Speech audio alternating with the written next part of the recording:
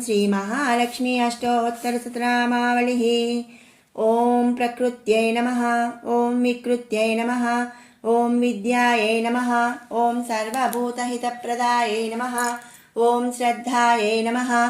ॐ विभूत्यै नमः। ॐ सुरभ्यै नमः। ॐ परमात्मिकायै नमः। ॐ वाच्यै नमः। ॐ पद्मालयायै नमः। ॐ पद्मायै नमः। ॐ शुच्यै नमः। ॐ स्वाहायै नमः। ॐ स्वधायै नमः। ॐ सुधायै नमः। ॐ धन्यायै नमः। ॐ हिरण्मयायै नमः। ॐ लक्ष्म्यै नमः। ॐ नित्यपुष्टायै नमः। ॐ विभावर्यै नमः। ॐ अदित्यै नमः।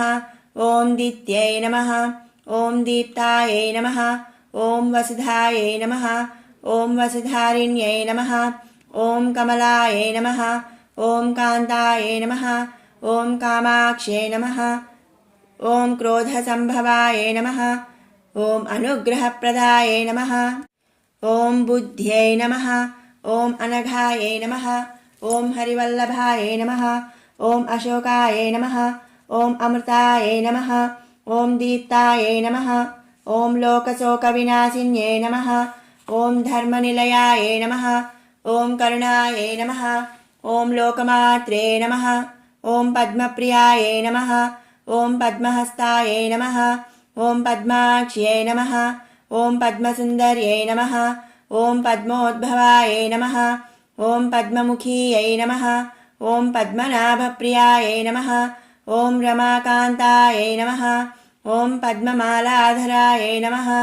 ॐ देव्यै नमः। ॐ पद्मिन्यै नमः। ॐ पद्मगन्धिन्यै नमः। ॐ पुण्यगन्धायै नमः। ॐ सुप्रसन्नायै नमः। ॐ प्रसादाभिमुख्यै नमः। ॐ प्रभायै नमः। ॐ चन्द्रवदनायै नमः। ॐ चन्द्रायै नमः। ॐ चन्द्रसहोदर्यै नमः। ॐ चतुर्भुजायै नमः। ॐ चन्द्ररूपायै नमः। ॐ इन्दिरायै नमः। ॐ इन्दुशीतलायै नमः। ॐ आह्लादजनन्यै नमः। ॐ पुष्ट्यै नमः। ॐ शिवायै नमः।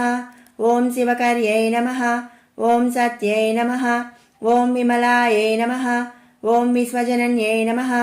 ॐ तुष्ट्यै नमः। ॐ दारिद्र्यनाशिन्यै नमः। ॐ प्रीतिपुष्करिण्यै नमः। ॐ शान्तायै नमः। ॐ शुक्लमाल्याम्बरायै नमः। ॐ श्रियै नमः। ॐ भास्कर्यै नमः। ॐ बिल्वनिलयायै नमः। ॐ वरारोहायै नमः। ॐ यशस्विन्यै नमः। ॐ वसुन्धरायै नमः। ॐ उदाराङ्गायै नमः। ॐ हरिण्यै नमः।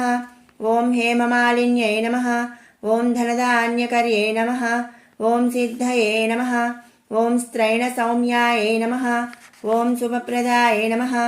ॐ रूपवेस्मगतानन्दायै नमः। ॐ वरलक्ष्म्यै नमः। ॐ वसुप्रदायै नमः।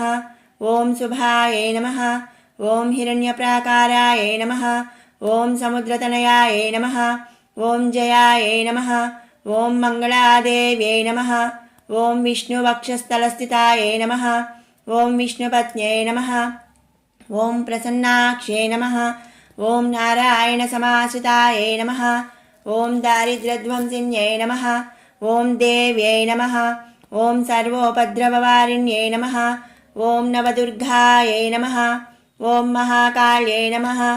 ॐ ब्रह्मविष्णुशिवात्मिकायै नमः। ॐ त्रिकालज्ञानसम्पन्नायै नमः। ॐ भुवनेश्वर्यै नमः। ॐ श्रीमहालक्ष्मीदेव्यै नमः। श्रीमहालक्ष्मी अष्टोत्तरशतनामावळि सम्पूर्णम्।